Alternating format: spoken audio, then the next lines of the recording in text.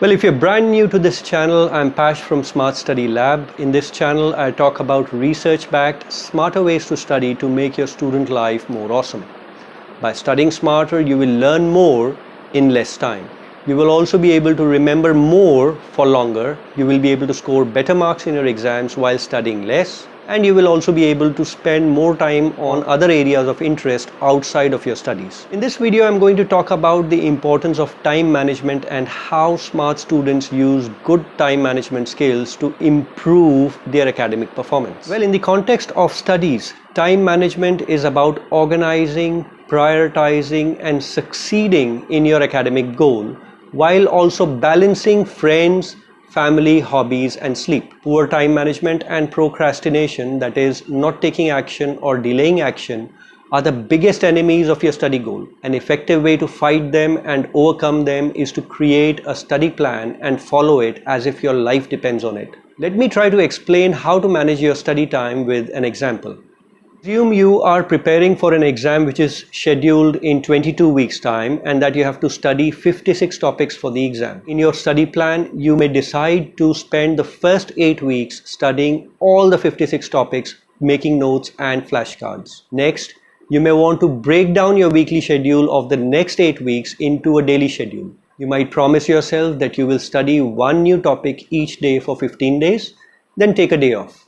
Then study the next 15 topics at the rate of one topic per day for the next 15 days and then take the day off again. And then repeat the cycle again till you have studied all the 56 topics. In the next 4 weeks, you may plan to restudy all the topics again at the rate of 2 topics per day so that you cover all the 56 topics. This time, since you are now restudying, you would make sure that you were improving the quality of your study time by focusing more on the notes that you have made, the flashcards that you have made, and the important bits that you may have highlighted. Make sure that you also take tests during restudy, not only to assess yourself but also to learn and study. In the final 2 weeks, you may decide to go through all the topics again and so on. This time again, test yourself at different time intervals, solve sample papers, give mock tests, attempt to solve previous year question papers, and so on. Aiming to go over all the 56 topics at least 2 to 3 times along with testing yourself on them will work well for the final exam. And yes, if you have more time or do not have as much time, or if you have greater number of topics or lesser number of topics to cover,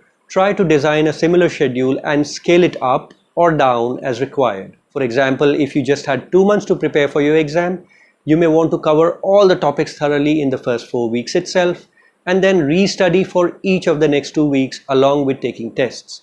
Then again restudy the topics and then test yourself in the final 2 weeks as well. The more you test yourself and the more you space out the learning and the testing bit, the better it is for your final exams.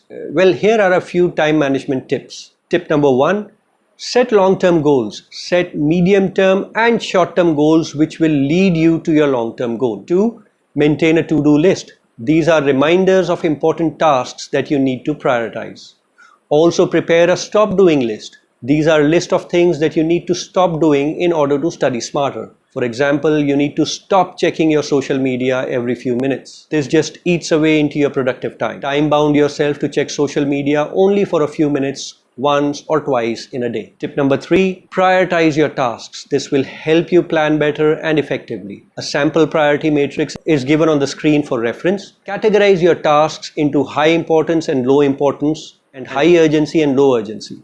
When you categorize your tasks under these buckets, you will be able to make a smart decision on which tasks to be actioned first, which tasks are to be actioned next, which tasks are to be actioned later, and which are the tasks which are not to be actioned.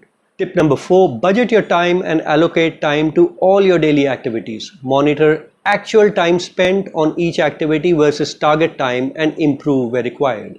Tip number 6, don't say yes to things you should be saying no to. Don't hesitate in saying no if you're asked to do something which is eating away into your productive study time. Smart students understand the importance of time management. They also know that good time management gives them more free time in the end and also reduces their stress. Hence, smart students always try to improve their time management skills. So that's it. That's what I wanted to cover.